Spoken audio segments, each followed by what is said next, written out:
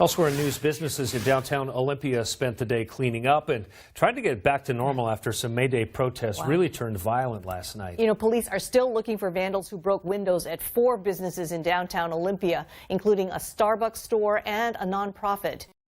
South Bureau Chief Drew Mickelson was just in court with the 9 people already facing charges for that riot. Drew.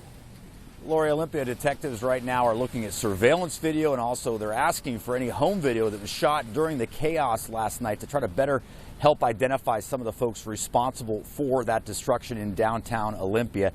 As for the 9 who were arrested last night, they were just here at the courthouse before a judge. We learned that 8 of the 9 are in their 20s. One's a babysitter, another's a caregiver.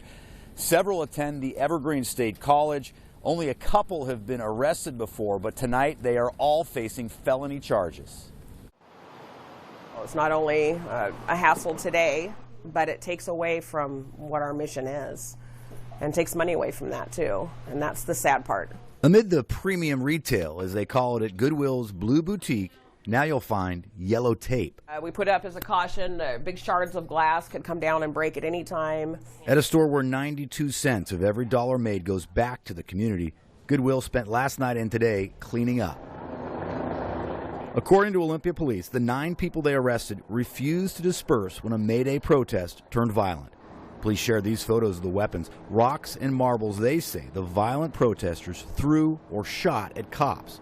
4 businesses were also hit by vandals. Next door to Blue, the only Starbucks in all of downtown Olympia lost 4 windows. The U.S. Bank had more than a half dozen smashed out, and the Olympia Federal Savings had 7. We have a beautiful 60s architecture building with these great windows. Oly Federal supports more than 300 nonprofits in the Olympia area. Repairing the windows here could top $10,000. It's hard to understand why anyone would do this to anyone. It's not clear to police if the people they arrested were actually responsible for the damage. The 9 taken in were booked on felony malicious mischief charges. Detectives hope to make more arrests.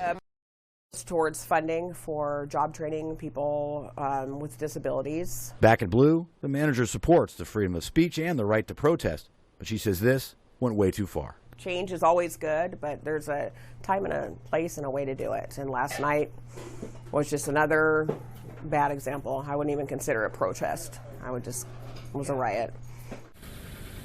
KING5 News is not identifying any of the 9 defendants who were arrested last night because they don't have any past felony convictions, and technically they have not been charged with any crimes here in Thurston County as of yet. They are expected to be arraigned on these charges in 2 weeks. We did learn that one of the members of the group that was arrested was also arrested last fall during a Dakota Access Pipeline protest in North Dakota. That charge is also pending for her. Live in Olympia, Drew Mickelson, KING5 News. In a sharp contrast to what happened in Olympia, the city of Seattle